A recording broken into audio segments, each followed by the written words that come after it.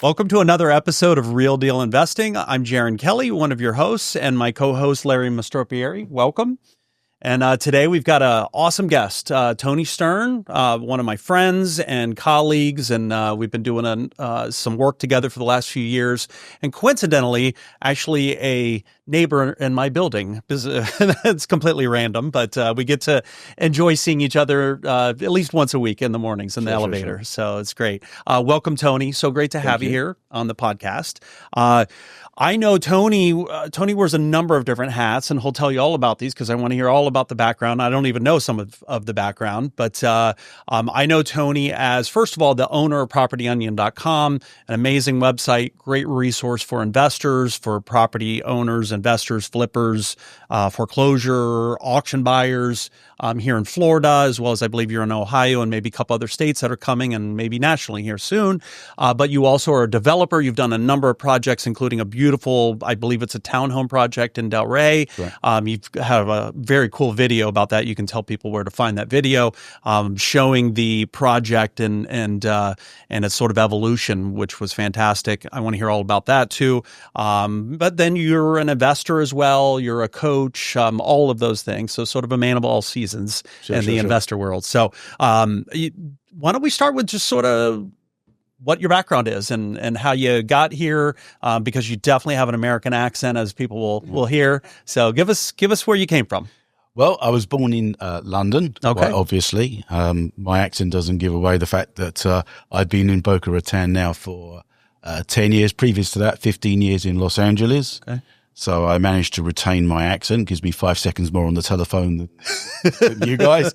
Well, my journey's like, for me, it's uninteresting. For guys, some people find it interesting. I don't know. I didn't go to university. I didn't have a college education whatsoever. Back in the day, in the mid-70s, unless you were going to be a brain surgeon, doctor, lawyer, accountant, you didn't go to university. At 15 years of age, you took off your school tie and your parents kicked you out and said, go get a job.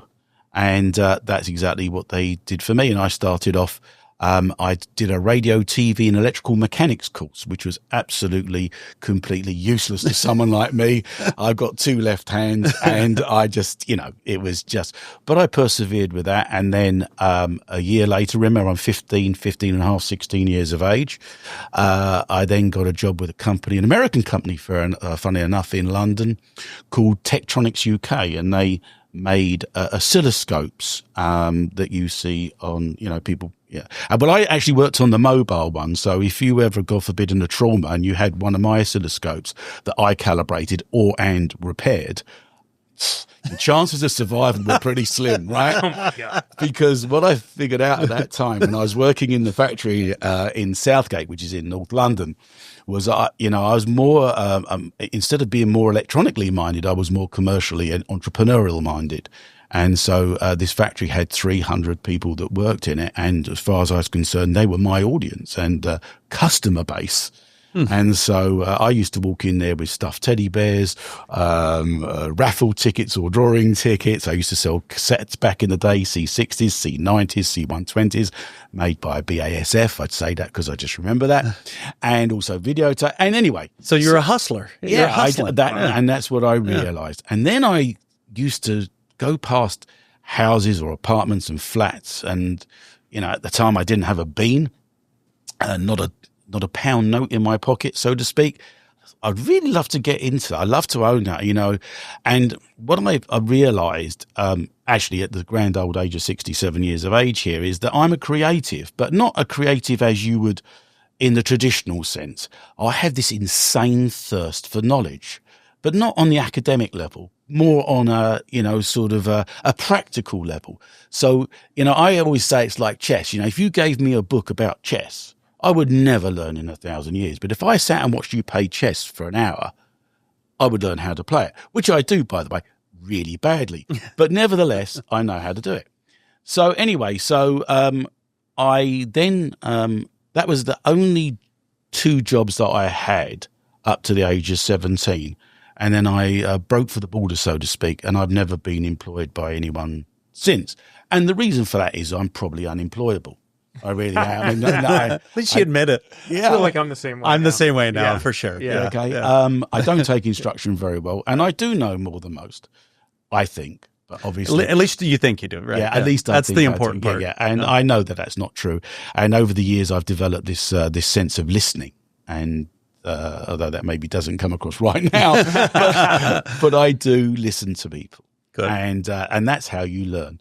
Anyway, so I started I started my own boutique a property company back in London. And back in London, back in the 70s, you didn't need a license or anything like you do here, which is really a great idea. You just put up a sign on a door, which I did. I went into into this multi-office building. I took the smallest suite. It was actually a cupboard, probably a 12 by 12. Stuck a sign on the door, called it TEGM.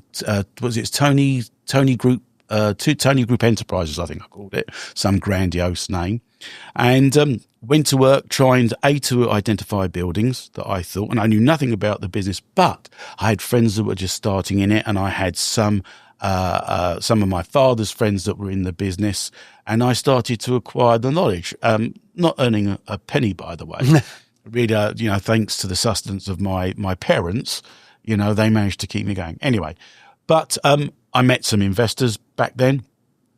I found some properties, and slowly but surely, I'm making this timeline that was enormous seem very, very small.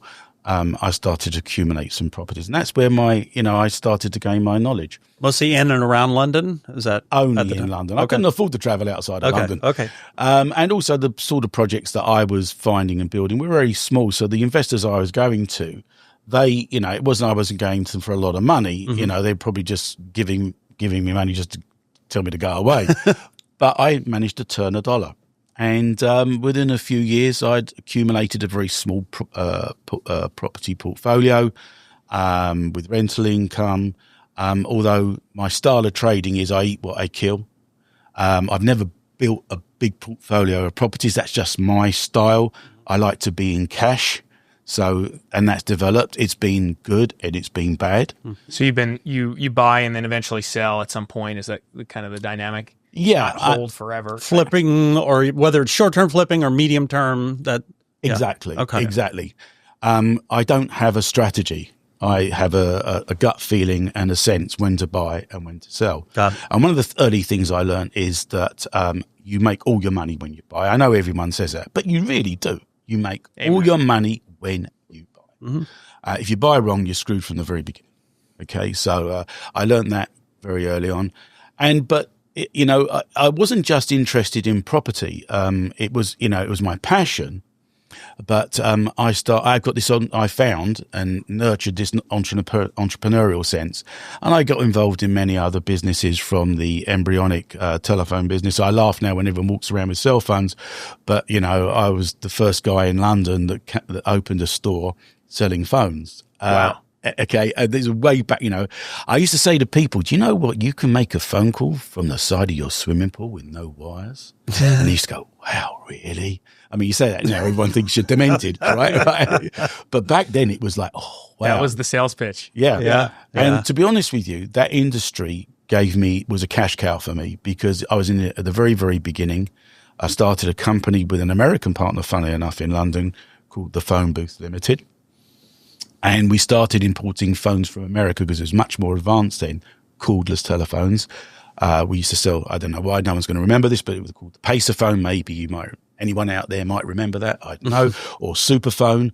And we started traveling to Japan and China and all over the place, bringing in these phones. And that's basically got me the money that I needed to develop my real estate business. So that business gave you the cash to build that portfolio we were talking about, or is that after? No, it helped. It was during, I wasn't just in that business. I mean, kind of seems like I'm a jack of all trades, but, my fundamentally is you buy at one price and you sell at the other. I mean, that's the premise of all business as far as that is 101. Yeah. It's the margin in between that's really important, and how sustainable that margin in between is. But I think what you're saying here is really important, because I watch a lot of different podcasts. I'm sure we all do. And many of them are in the real estate space. And people are always talking about all the wins they have and the flips and the portfolios. They've created portfolios of 5,000 properties. Of course, they're talking about they put $10,000 into a syndication that has 2,000 units. And that's how they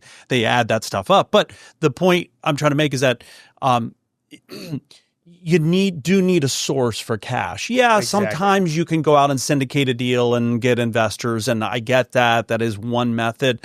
But realistically, if you're going to build wealth for yourself, typically that's through having a source of income, a cash flow, a business, or even a job. I mean, even if you are in a job, that's fine, and you can start to build wealth that way. But a lot of these real estate gurus don't talk about that's kind of the underbelly of all of this, or kind of the precursor of all of this, which is so important, is that you need cash flow coming in order to not just survive, but also to save money as the down payment for these properties. And then, then you can either flip or wholesale or buy and hold or do the BRRRR method or all of these other methods, but you got to have some money from somewhere, right? I mean, in most cases, you have to have a business that's kicking off a substantial amount of cash in order, especially to invest in South Florida. Well, especially nowadays in South Florida or that's why Florida in people general. make a lot of mistakes. It's because they have to buy a property.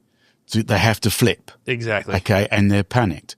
And again, something that I learned many years ago was that you got to have a side hustle as well. You know, to be quite frank with you, I don't buy a ton of properties anymore. I never ever bought a ton of properties. I always bought quality properties. And when I say quality profit properties, which means there is a sustainable profit in a deal. And back then, I mean, I couldn't afford to buy the millions of dollars type style properties that, I'm fortunate enough to buy now. But back then, it was really important that I bought right. Mm-hmm. Okay. And so I always had to have a side hustle, which is where having an entrepreneurial spirit and being adept at actually doing other businesses. I mean, during that period, I owned a watch company actually in the UK. And in Europe, it was quite well known. It was called Claude Dauphin. And I actually ended up selling. How very French of you, yeah. Well, actually, it was you francophile, you. It actually spelled dolphin. It sounds expensive. That's what it, that's all that matters. It was spelled dolphin. Oh, literally. Dolphin. Oh, I thought it was like DAUPHIN, no. like the French spelling. No, but all the marketing was Dauphin. Oh, Dauphin. Okay, there we go. Okay, Dauphin. And oh my god, I love it. And what it was one of these interchangeable watches that you could buy. You could change the color. And like the Swiss watch. You remember the Swiss watch? Well, I'm going to tell you Swatch. Well, I'm going to tell you a story. Okay, Swatch. I'm going to tell you a very quick, very funny story about that. Anyway, so we took this company, and I ended up going into Harrods and Phoenix and Galerie Lafayette in Paris. We built it up, and we eventually sold it to Monarch Industries, who basically actually ran it into the ground, but that's another story. But at the time, fashion watches were really big in Europe. And I'm going to tell you, you're looking at a man that turned down the distribution for the UK from Swatch. Really? A guy by the name of Jeffrey Ashworth came to me. He offered me the first Swatch watch, which I don't know if you remember, was a skeleton watch. Mm. And this is like the guy that turned down the Beatles, right? So, and he said, would you be interested? Because he saw that the shelf space we were getting in all the other companies, in all the stores in London and Europe, and he said, "Would you be interested in taking on the distribution for Swatch?" And I said, "Well, what is the advertising budget?" And I think back then it was 200,000, which was enormous, right? And I said, "I just don't have that sort of money spare." And he even said, "Look, we'll do some sort of pay and play, we'll pay for it, you play, and then you can pay us back through profits." Oh my gosh! Right? Yeah, you say that, and I thought about it, and I still came back, and I said no. Like that's a deal, right? Yeah, that's but what it does. I had and also the thing is, I was very protective of the brand Claude Dauphin, and all right, and I didn't want it to lose shelf space to Swatch, which eventually did, obviously. Yeah. And anyway, that was my thinking. But anyway, what I was just saying is that it was just the side hustle that gives you the cash flow to do that. Okay. Yes. And even in this day and age, I still have that sort of mindset, because I know we're going to get on and talk about PropertyOnion later on. But that's the reason for PropertyOnion, started 8 years ago, because I didn't want to just sit there and wait for my next deal to come along. I wanted a cash flow. And anyway. That's smart. Yeah.